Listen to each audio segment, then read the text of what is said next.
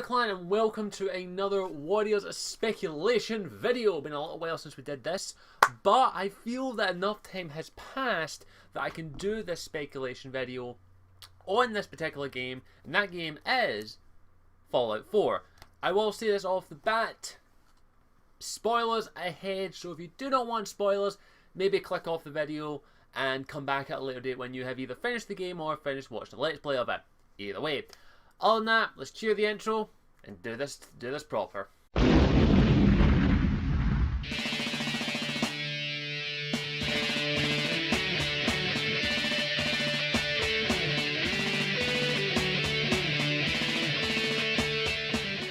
Okay, so my speculation on this video is particularly what type of DLC I would like to see for Fallout 4. Now, I have finally beaten the game. I actually put off doing the ending of Fallout 4 because I will be honest, I did not like any of the options at the end. I finally did it and kind of bit the bullet and did it in one of my playthroughs. I've done about 2 playthroughs at the moment, maybe 3. I might start that one shortly. But I decided to see the endings, and I've seen all the endings. But I do want to speculate on a little bit of how I feel the DLCs will go. Now, I have played the other Fallout games, Fallout 3 and Fallout New Vegas. I never beat Fallout New Vegas because same kind of issue, even though I did like some of the endings, I just got kind of wrapped up in the game. But if you don't know my thoughts on Fallout 4, go watch my standout of the year. That gives me full details. But I love the game. It's enjoyable. But I do want to speculate, and I'll be using Fallout 3 and New Vegas as examples to what type of DLC I think will be coming out. So let's dive into this, shall we? So let's talk Fallout 3's DLC briefly. Now, Fallout 3's DLC, I didn't play all of them. The only one I didn't play, I think, was Point Lookout. But if we use that as an example for the DLC to what DLCs will be coming out for Fallout 4, because I think this is the best one to use. Fallout New Vegas was Obsidian, so we'll use that as an example. I definitely feel the first DLC that's going to be coming out for Fallout 4 is definitely going to be one that's going to take us to a new area. That's pretty much a given when it comes to all of the DLCs for Fallout 3. It took us to a new area to explore. It took us to Point Lookout, it took us to the Pit, it took us to Mothership Zeta, Operation Anchorage, and I definitely feel the first DLC is going to be very similar to Operation Anchorage, which if you didn't play Fallout 3, let me explain what it is. Operation Anchorage basically kind of did the memory den thing in Fallout 4. You basically played through a simulation and went back in time and played through a simulation of the Battle of Anchorage, a very propaganda-fueled America one, where you were going up against the Chinese. If you don't know in the Fallout lore, or Anchorage, Alaska is where China basically invaded to get the oil that was in Alaska, and there was a big battle between the US and China. And it didn't go too well. It was kind of bloody and brutal and very, very, very bad. But Operation Anchorage gave you a little bit of insight into that, due to the fact that it kind of gave you what kind of propaganda was being played at the time, especially if this was a simulation that soldiers were meant to go through, especially to get into access to power armor. Fallout 4, I think, is the prime opportunity to do something like that. And especially the fact that they've set up the whole memory den thing they did with, of course, Kellogg and Nick Valentine, where you went into Kellogg's memories. Now, I don't think they'll go that kind of route where it'll be like split up memories, and hopefully it'll be a proper full-in game rendered thing. But I definitely feel as though that is leaning towards there going to be some form of DLC where maybe we'll get access to a old general's or old soldier's brain of some sort, or even just records of it, very much what Nick Valentine has, who has an imprint of the original Nick Valentine from before the war.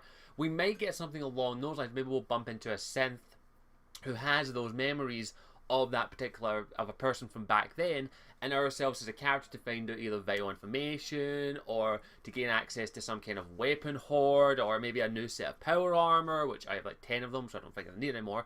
But I definitely feel that is one that I think is probably a given that will happen, that we'll get to see a little bit more of the pre-war, and it will be hopefully not as propaganda fueled as that. It will definitely give us an insight into how the war really was. Now, of course, it might depend on the character you play, but it does give an opportunity for one other aspect. So now, I played as a female in my main one, so I don't. So if you don't, from the best thing I can think of that would be a good way to implement this is using the brain of your. Basically, it would depend on if you were male or female. If you were male, maybe you will use your own memories to go. If you're playing a female character, you'll have to bring your dead husband from the cryo chamber and put him into the memory. It's very dark, but that's a good way they could implement it, because I definitely feel that would kind of lead way into giving us a little bit more of what it was like before the pre-war, and I think Fallout 4 is a great opportunity to that, especially the way they've handled it, the fact that your character comes from before the war. I definitely feel that is a good thing that might happen and might give us a little bit more insight into what life was really like that then, because all we have right now is pure stories and propaganda, and that's something that is very evident with that. Fallout 4 also gave us a little bit of insight to the Chinese with the monster, the submarine. You can find a Chinese submarine where there's a gullified Chinese officer who gives you the full deets. But I definitely liked that. I definitely think that is a good opportunity to actually do that, especially with the character that we have. That's at least my opinion. I would like to see a pre-war DLC where we get to see non-propaganda style grittiness and see what the war was really like. Of course, that is not the only DLC I kind of want to see. Now, that's just an example of using the current knowledge that we have, an example using the memory den and stuff that's already in the game, because Bethesda always do a good job of hinting towards possible DLCs, like things that will actually come from the game. The memory den is a good example of that, as I used for my example just there. But I definitely feel another thing that has been heavily pushed in Fallout 4 is the Chinese aspect, especially when the fact that we find a Chinese submarine with a Chinese gullified officer in the game, and we talk to him. He tells us a little bit about it. He just wants to see his home again. And there's also other little aspects with the radio frequencies and just tiny little tidbits that I know this is unlikely and I don't think it will happen, but I am still hopeful that we will get a DLC that will take us outside of the United States. I definitely feel that is a DLC that is going to happen, but I don't know if it will happen in Fallout 4 or the next Fallout game. It's definitely a bit of a possibility. That is one I definitely want to see. Is I've always wanted to see from an outside of the US perspective in the Fallout franchise that I have played. I've only played Fallout 3, New Vegas, and Fallout 4. I definitely want to see that. I want to see what is it from the Chinese perspective or the European perspective. What is China like right now? Was it completely annexed because it is a smaller nation compared to the United States? I definitely want to see that as a DLC. Now, that is a bit of a dream DLC, so I'm not going to go into too much detail what I'd like to see with that, but I definitely feel with the surrounding Boston area, there is plenty of other areas that we could explore. We could go further south, we could go further north, we could go to Canada. I definitely think there is going to be a DLC that will be focused on a different area. I am hopeful that there will be one where we will see from the non-US perspective. At least that's what I'm hoping, at least. Really, as I say, it's just playing through the game. There are hints to it that we might get that kind of DLC, but it's a little bit iffy at the moment. As is, the Memory Den one's the only one I can really say for sure I think is what we're going to get. But using the other DLCs, I definitely think we'll have darker DLC. I'm not too familiar with United States geography, so I don't know what areas surround Boston. I know it's Boston, Massachusetts, so maybe we'll get the general Massachusetts area, say with Fallout 3, where we went to Point Lookout, we went to Pittsburgh. So there definitely is the possibility that we will go to other areas, maybe further south, north, and all that.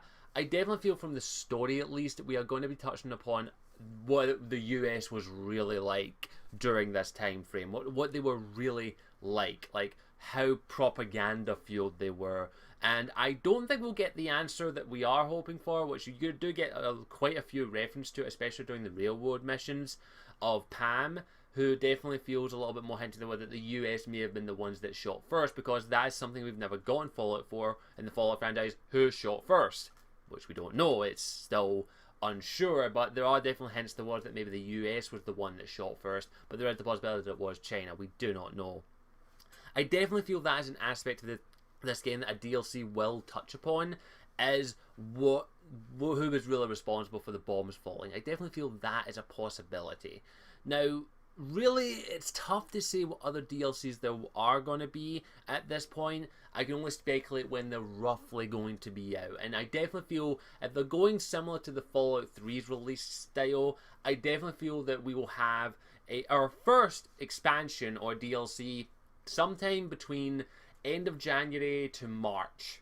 I'm thinking February is a good guess to when the first DLC is going to be released. Bethesda are always good at going, here's a DLC trailer, it's out next week. They're definitely those type of developers. So I definitely feel that the first DLC will be out round about that time frame.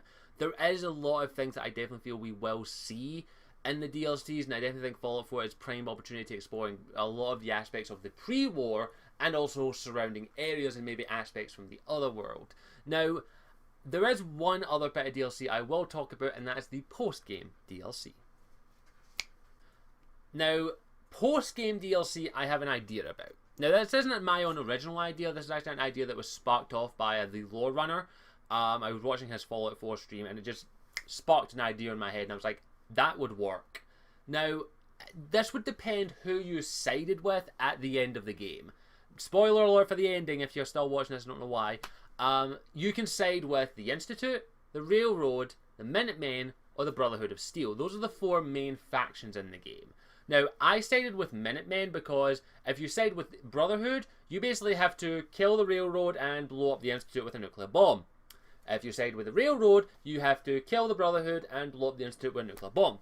If you side with the Institute, you have to kill all the Brotherhood and blow up their airship and also Liberty Prime, and you have to kill the Railroad. You can see why I chose Minutemen. But here's the thing when it comes to that. I sided with the Minutemen, that's my ending. But with the Brotherhood of Steel being such an impactful faction in the Fallout universe, especially in Fallout 4 with the massive freaking airship, I definitely feel that they are going to be a crucial part to the DLC, the post-game DLC, which I definitely feel is going to be along the lines of a Brotherhood of Steel invasion. Because, let's face it, no matter who, if you side with anyone but the Brotherhood, you have to kill the Brotherhood. Anyone but the Brotherhood and the Minutemen, you have to kill the Brotherhood, including Elder Maxton. The Brotherhood of Steel will not take that lying down. They will come for your ass. And I am not kidding. They will come for your ass, they will invade, and they will want your head. And also with that idea for a DLC of a Brotherhood of Steel invasion, or some sort of Brotherhood of Steel civil war, it does also leave the opportunity for the fact that even if you did side with the Brotherhood, you'll be on their side. You'll help the Brotherhood invade the Commonwealth because they're doing the right thing. They are pure. They are making sure that humanity is saved by killing anyone who is a mutant or not a human, including ghouls, synths, and any synth sympathizers, and possibly anyone who doesn't speak their qualifications, and possibly, we can't forget, they will possibly kill any homophobics because the Brotherhood of Steel does not allow homosexuality in their organization due to the fact that it does not procreate the race, so you fall out in Vegas for that. They'll probably kill a lot of people. If you can't tell, the Brotherhood of Steel in this game are very much Nazis.